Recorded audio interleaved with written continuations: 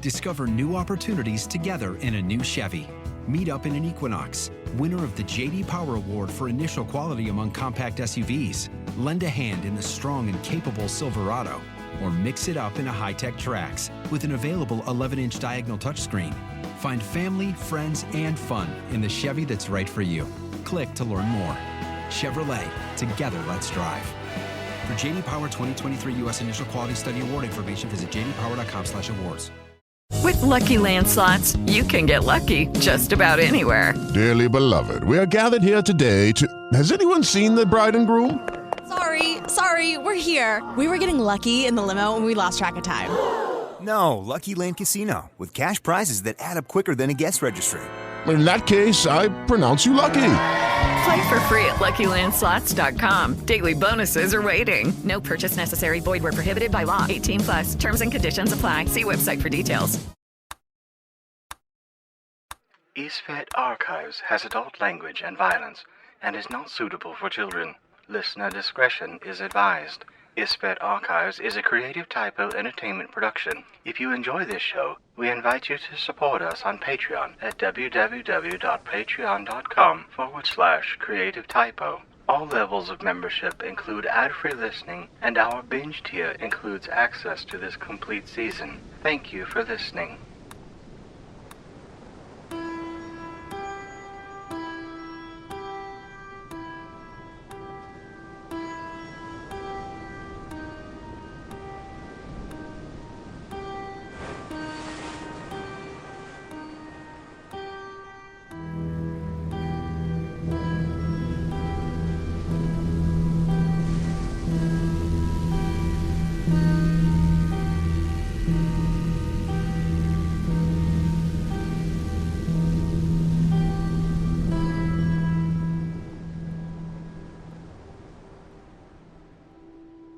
Chapter 1. The Thief. There are very few things in the daily life of a person that are as stressful as running late for work and having to struggle through Chicago traffic just to get there.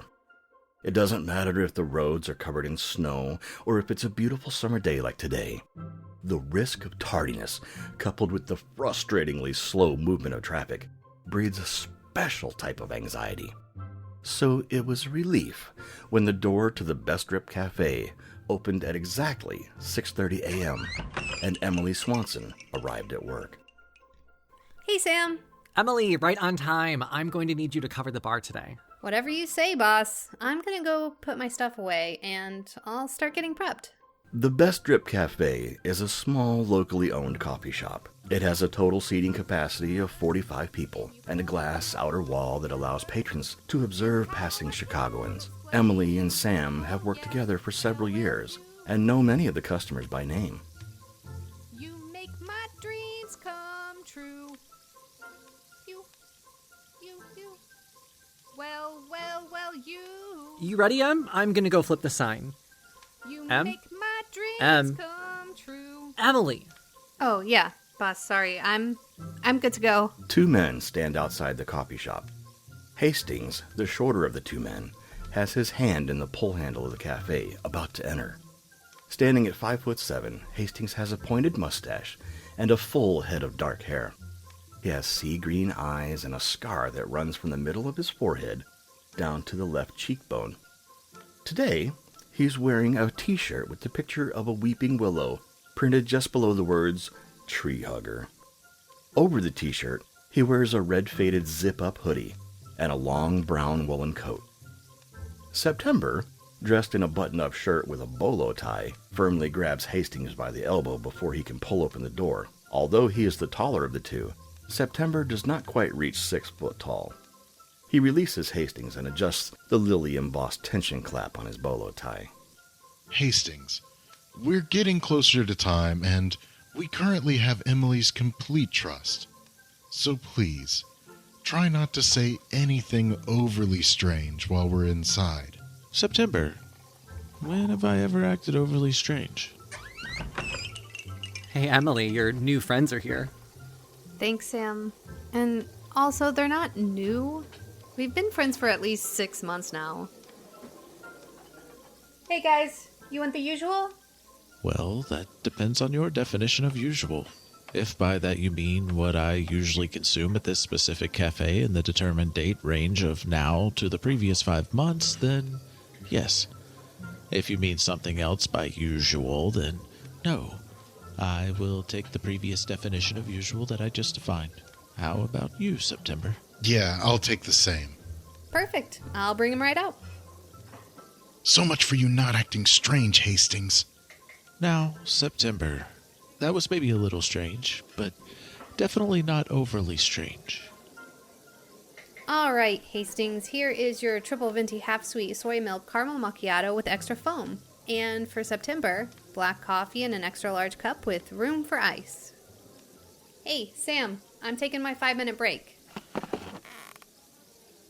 How late are you working today? Only until 3, as long as we don't get too busy. What are you two up to today? I have some cataloging to do at the museum, but it should not be too much work. I'm technically off today, but I'm gonna pop into the hospital for an hour or two. Work, work, work. Don't you two ever do anything fun? Not as frequently as I would like. Speaking of fun, how did the date go? We still on for tonight, or are you running off to Vegas to get hitched? Definitely still on for tonight. It was terrible. Damn. Why was it terrible? You know how I was going to his house for a home-cooked meal? Well, first of all, the home-cooked meal was... Everybody down on the ground! Sam! Emily, stay down. He has a gun. You! Counterboy! Cash register! Bag! Now! Okay, no problem. Just 1 second. Just don't hurt anyone. What? Move it! The definition of a hero is a person who, in the face of danger, combats adversity through feats of ingenuity, courage, and strength. In other words, a hero can be made when an individual sets aside their own personal safety and ambitions to come to the aid of another who is in need. Thomas Greer would never have thought himself a hero, but that was simply because the opportunity had never arisen. Kneeling next to his seat where he was enjoying a cup of coffee, Thomas eyed the Best Rip Cafe robber up and down, and even though the robber had a gun in his possession, he was short and slim. Hell, Thomas would have confidently wagered that he himself was twice the size of the robber. Thomas hit the gym faithfully every day of the week. The robber looked as if he had never even lifted anything heavier than the measly sack of cash he was trying to get away with, and Thomas would be damned if he let some pipsqueak come in and scare a bunch of people in his favorite cafe. This was the opportunity Thomas had always known would come. His opportunity to be a hero. Creeping quietly, Thomas approached the robber from behind. As he slowly inched forward, Emily caught his eye. She was crouched by a table closer to this madman's gun than she should have been. Though Thomas had never spoken to Emily aside from ordering his coffee, her pleasant demeanor and kind smile was one of the many reasons this cafe held a spot in his heart. And now, to see that kind smile replaced by a look of horror caused by this piece of trash only proved to infuriate Thomas even more. Sam had finished shoving the contents of the register into the black bag just as Thomas was within reach of the robber. Thomas stood quickly, and just before he could lay his hands on the robber's shoulder, a shot rang out, glass shattered, and customers started screaming. The robber spun quickly on his heels to see Thomas reaching out his hands as he fell to the ground with a large bullet hole just below his collarbone. And so ended the life of Thomas Greer, the would-be hero of the Best Rip Cafe. What? Who the fuck shot that guy? September, that shot almost hit you. Emily, come with us. We're going out the back. What? Where are we going? And why does Hastings have a gun? We're taking you someplace safe. Please come with us. Hastings and September escorted Emily through the cafe, out the rear exit, and into a black SUV with professional efficiency. The weatherman would have classified it as a beautiful summer day, though that was the last thing any of them had noticed after the events in the cafe. Emily sat closely behind September in a speechless prostration. Despite the thousands of questions, concerns, and fears, she remained silent during the short drive. The car stopped, the engine turned off, and September, with his arm over her shoulder, led her out of the car, over to the sidewalk, and through the doors of a rustic-style pub. We left Sam. Where are we? We need to make sure Sam's okay. September, where are we? Mike's Tavern. We'll be safe here. The tavern is underground, and there are no windows, and the customers only have one point of entry. We can watch that entrance from where we're sitting. We actually live in the apartments above. I promise you're safe here. What? Why do we need to watch the door? Shouldn't we call the police or something? Make sure no one else got hurt? The thief ran out through the front door while we were escaping through the back. I'm certain that the police were notified immediately after his escape. Well, what about the other person? The one that shot Thomas? They could still be there shooting people. I do not believe the shooter was with the thief. The thief seemed just as shocked as we were when the gentleman was shot. Okay, but the shooter shot the guy that was trying to attack his friend, right? They had to have been together, right? They're probably shooting more people right now to help the thief escape or something. My friends could be dying. I believe that was an unlucky happenstance for that gentleman. I believe they were actually targeting you. For fuck's sake, Hastings. Why would anyone want to hurt me? I've never done anything. I don't have any money. I'm just the barista. How about a little tact? I do believe they were targeting her, though. Emily, we can call the police station tomorrow and go down to make a statement. They will understand why we fled, and we'll just chalk it all up to panic. As for why somebody would want to hurt you, it's because you're special.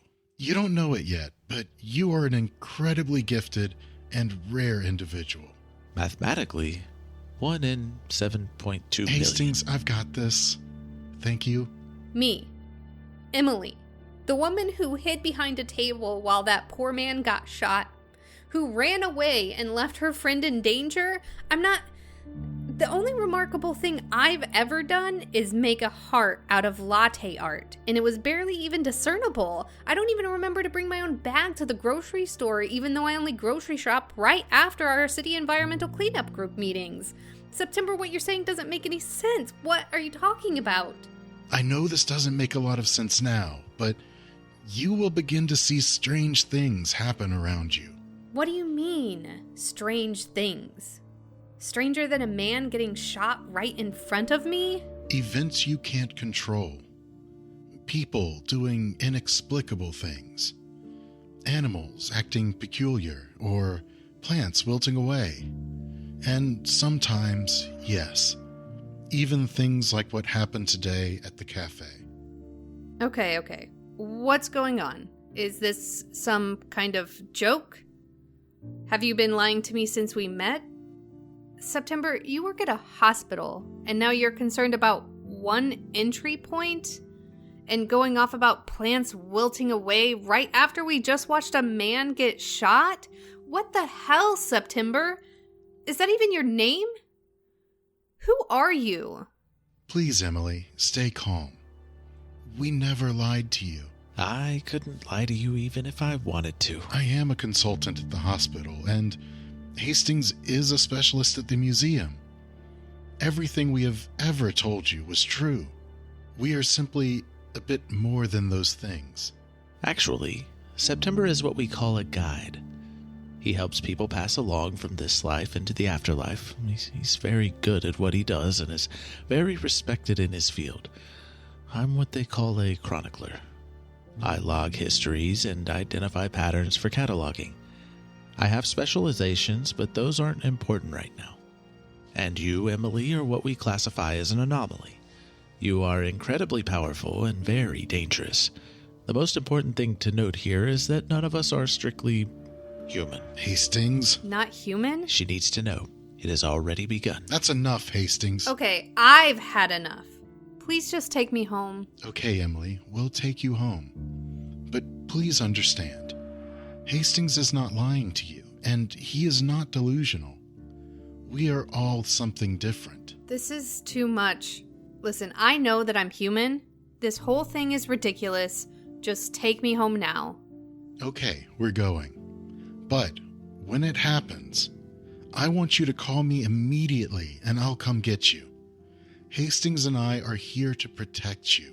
When what happens? When you kill someone. Hastings and September held true to their word and delivered Emily to her home without delay.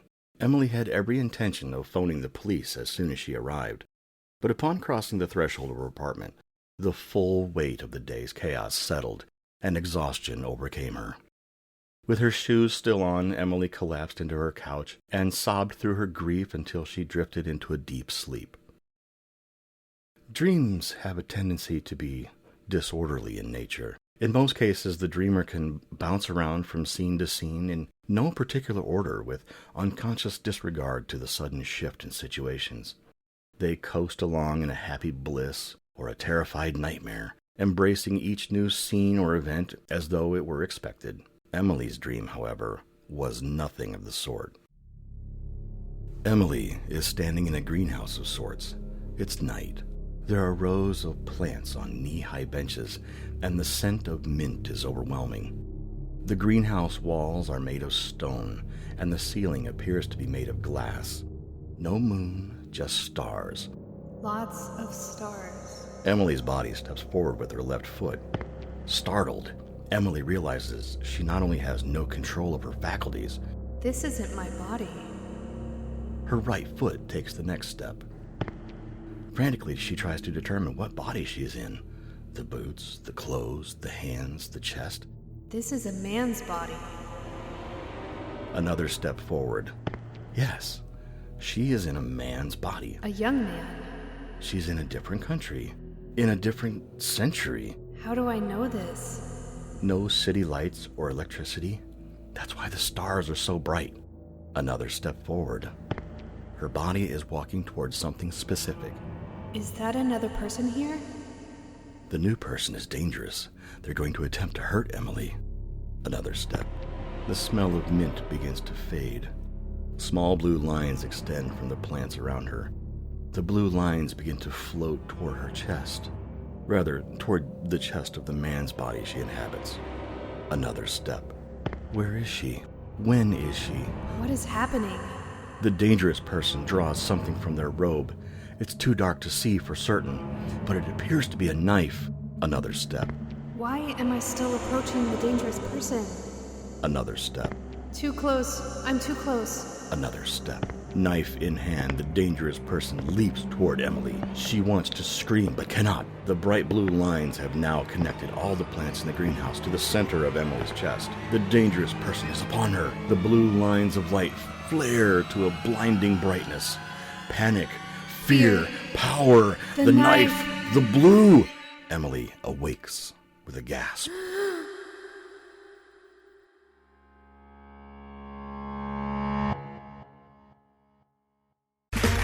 Okay, round two. Name something that's not boring. A laundry? Ooh, a book club. Computer solitaire, huh? Ah, oh, sorry, we were looking for Chumba Casino.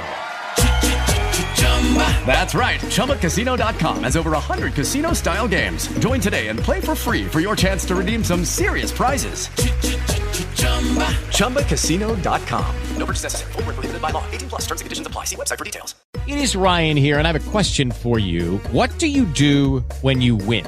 Like, are you a fist pumper, a woohooer, a hand clapper, a high fiver? I kind of like the high five, but if you want to hone in on those winning moves, check out Chumba Casino. At ChumbaCasino.com, choose from hundreds of social casino-style games for your chance to redeem serious cash prizes. There are new game releases weekly, plus free daily bonuses, so don't wait. Start having the most fun ever at ChumbaCasino.com. No purchase necessary. VGW. Void where prohibited by law. See terms and conditions. 18+. Emily sits in a cafe down the street from her apartment building. A man approaches. He appears to be 6'1", maybe 2, gray hair, but appears to be only in his mid-40s. He's a little heavy-set and walks with the resigned gait of one who wakes up each morning already exhausted. Are you Emily Swanson? Yes. Detective Bullard? George, please. Okay. Mind if I sit? Please. Thank you for calling me. And for meeting me here. I get trapped in the office way too often. It's a real treat to get out on a nice day. No problem. I like it here. Good. You mind if I take some notes while we chat? My memory isn't quite what it used to be. Sure. Great. Let's start with where you were when the incident at the cafe began. I was sitting with a couple of my friends. You were working a shift yesterday, correct? Yeah, I was taking a short break while my friends were there. We were kind of slow. That's nice. What are your friends' names? September and Hastings. Very good. Thank you. I know this next part might be a little tough, so take as much time as you need. Do you remember what the suspect looked like? He had a gun. He was kind of skinny. He had dark hair and was wearing a hoodie. I don't remember. Everything happened so fast. That's okay, you're doing great. Plenty of others were able to give a description. You need to get that? No, sorry, it's just my friend. Okay. I'm going to continue if you're alright with it. Yeah, I'm okay. Did the suspect say anything to you? No, he just said he wanted the cash from the register, and then Sam gave him the cash. What happened after that? Another man tried to get the guy, but he was shot. Did you see who shot him? No, but it wasn't the robber or suspect. It came from outside the building. You sure you don't need to get that? Yeah, sorry, it's just Sam. I don't know what's so important, but I can call him after we finish. Okay, so the shot was fired, and what happened next? I think there were more gunshots from outside, but my friends grabbed me and we ran out the back of the building. Your friends? This, September and Hastings? Yeah, they got me out of the building and took me someplace safe. Then they took me home. Sound like some really good friends to have around. After we're finished here, would you mind giving me their number? I would love to get their statements as well. Okay, sure. Is there anything else that you... I'm so sorry. Is it Sam again? Yeah, can I just see what he needs? Yeah, please do. Hey, Sam, I'm a little busy right now. Well, stop what you're doing and come to the cafe. The owners are here with advanced pay for everyone. They will only be here for an hour or so, and anyone that doesn't come get their pay now will have it sent to them as a check in the mail. Only an hour? That's annoying. Can't you just grab mine for me? I asked, but they're handing out cash, so they wouldn't let me take yours. Apparently they don't trust me quite that much. Smart of them. Hey, not funny. Anyway, you can choose to come get your cash tax-free right now, or wait for your check to come in the mail taxed like normal. Fine, I'll be right in. See ya! Gotta go. Is that okay? Apparently they're handing out pay for everyone at the cafe. It's very okay. Thank you for meeting with me. I appreciate your time. Before you go, here's my card. If you think of anything else at all that might help the case, please give me a call. It routes directly to my cell, so anything at all. All right? Thanks, Detective Bullard. George. Oh, Emily. Those phone numbers, if you don't mind? Sometime later, at the Best Strip Cafe.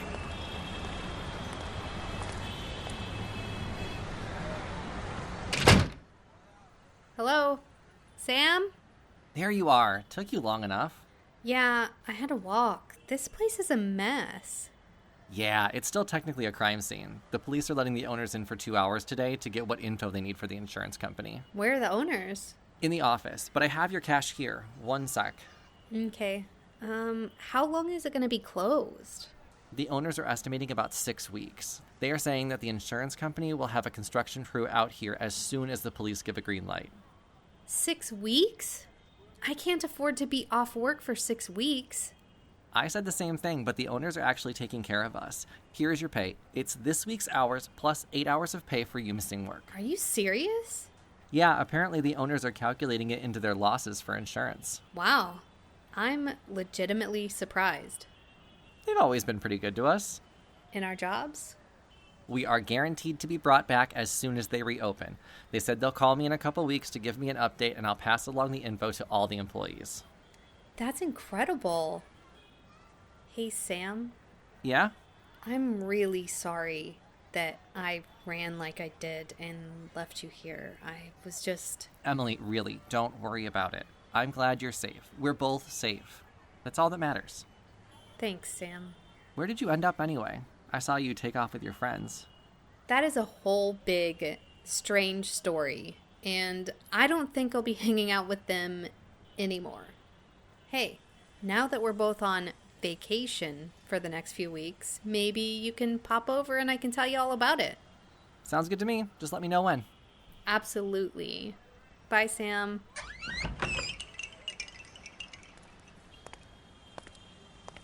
You know that feeling you sometimes get when you are certain there is someone watching you? Your muscles tighten slightly, your spine tingles, and you find yourself holding your breath. While sitting alone in a dark room, you strain your ears to hear any sound that might pinpoint the origin of the eerie sensation. But while walking down a busy street, it seems almost impossible to identify who or what is causing the increasingly panic-inducing fear. Emily began to experience this sensation immediately after exiting the Best Strip Cafe. At first, she attempted to brush the feeling off, rationalizing that she was likely just flustered after being back in the cafe and revisiting yesterday's events. By the time she came to the end of the second city block, however, the feelings intensified. The speed of her pace increased to match the growing sense of dread and panic. By the end of Block 3, she resolved to take a glance over her shoulder. She needed to know if this was irrational. She needed to clear this panic from her already exhausted mind. A quick glance over her left shoulder, and she immediately met eyes with her. A very tall woman with short cropped hair and glasses locked eyes with Emily and did not break away. Nor did she break stride as she walked in Emily's direction. She wore dress pants, a button-up shirt, and a sports jacket that all appeared to be tailored to her tall figure. True fear struck at Emily as she burst through the door of the nearest building, her mind clouded by panic. She ignored the greetings of the hostess in the sushi restaurant and hurried to the windows, just in time to see the woman walk by her hiding spot. She slowed by the front door, but did not stop and did not look back. As the woman drifted out of sight, Emily fumbled her phone out of her small handbag. Her mind raced through potential contacts, but there was only one person that would believe her. Only one person that would not call her irrational. There was only one person with which she could confide these irrational feelings without questioning her own sanity. September? I think I'm being followed. Can you come get me?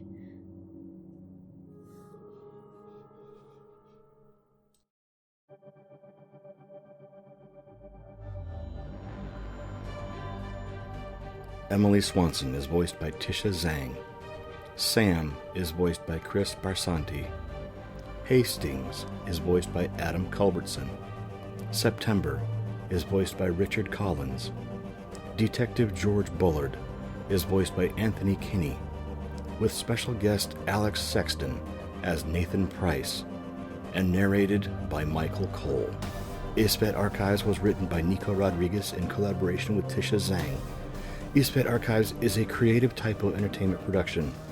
Find out more about our show at www.creativetypo.com.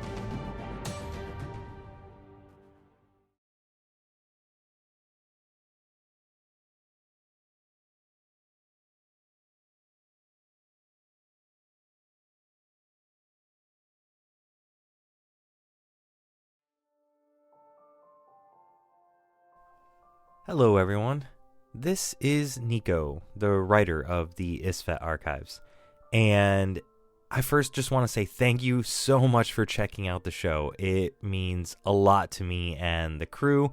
There has been a lot of work put into making the show, and the fact that you took time out of your day to find this show amongst the thousands and thousands that are out there means a lot to us. So thank you very, very much. You may have heard a couple times now that the show is actually a Creative Typo production.